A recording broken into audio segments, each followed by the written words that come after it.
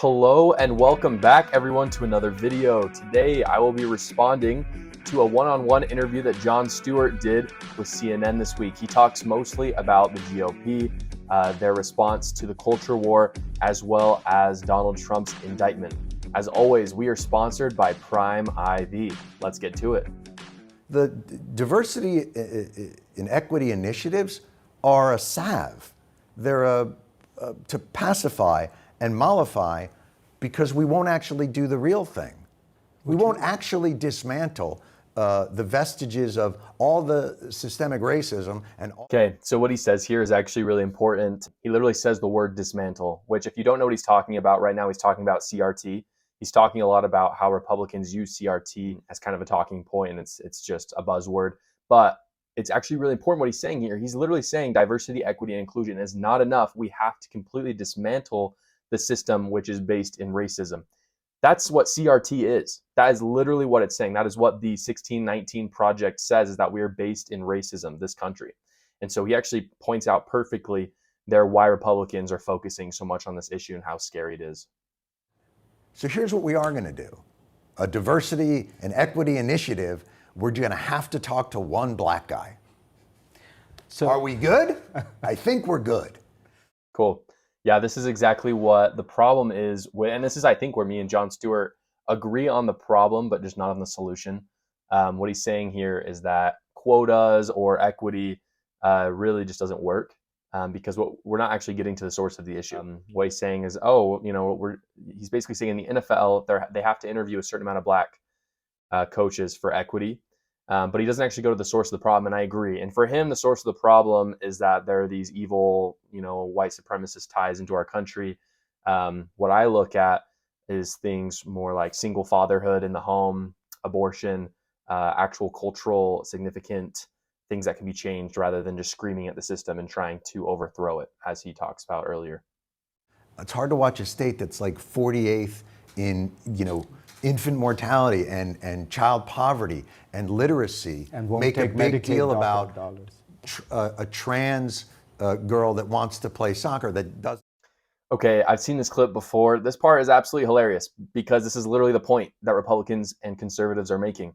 Why are we making such a big deal about letting men become women to play in women's sports when we could be focusing on all the things that are happening abroad? We could be focusing on the economy, on our open borders. Instead, Democrats are focused more on these things. And what Jon Stewart here is saying, Republicans are focused on that.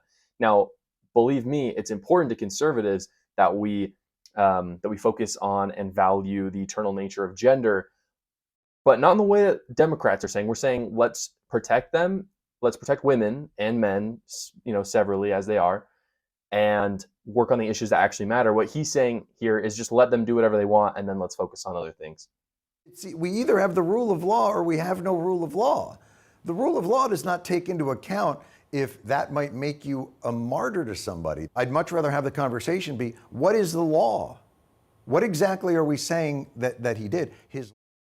Yeah, this is important. The rule of law is important. I think something to consider that Jon Stewart is not considering is that the law is different depending on if you're a public figure or a public official. That does change the law. But in this case, I honestly think the rule of law works towards Donald Trump, because in no world would we see a prosecutor take up a case like this for an ordinary person that had paid hush money 7 years ago to a porn star. Now, I'm not saying it's okay that Donald Trump did that. I'm just saying if we're talking about the rule of law here, no prosecutor would have done that. The only reason why they did that was because it was Donald Trump.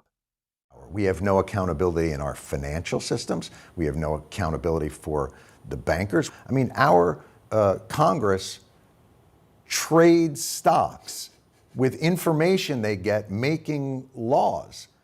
Yeah.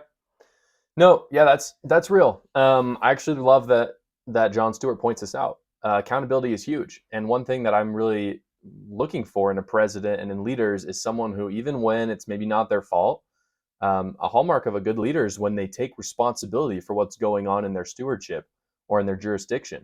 This thing with insider trading is, well, A, it's just ridiculous. We need to get rid of it immediately. But B, the inability of Congress to pass a law to get rid of it shows how corrupt and unaccountable they are. If it was me and I was running for president, that's something I would push. I would talk about that. Say I'm going to make it so insider trading is done. Period. I feel like that is a issue that independents would jump on immediately. You found you could deal with very conservative Republicans, Of course. because there was some way to find common ground.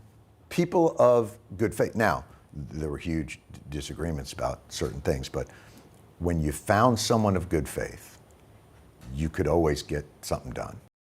Yeah. I'm going to end on this clip. I really like what Jon Stewart says. When you find someone in good faith, you can work with them. It doesn't matter what their politics are.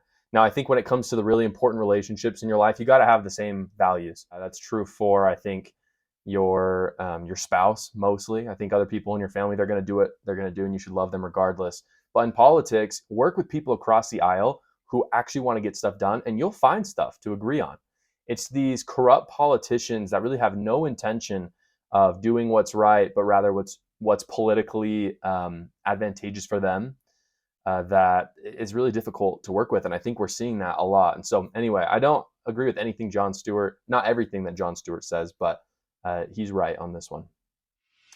Thank you so much for watching, everyone. As always, I want to be transparent with my biases. I am conservative. I am a conservative political commentator. Although I did agree with Jon Stewart in a lot of things in these videos, I am definitely on the conservative side, and just wanted to highlight the nuances of his opinion and where we can work across the aisle. Thanks so much for watching. Again, like and subscribe, and send a comment down below on what you thought about some of Jon Stewart's comments or mine. Thanks.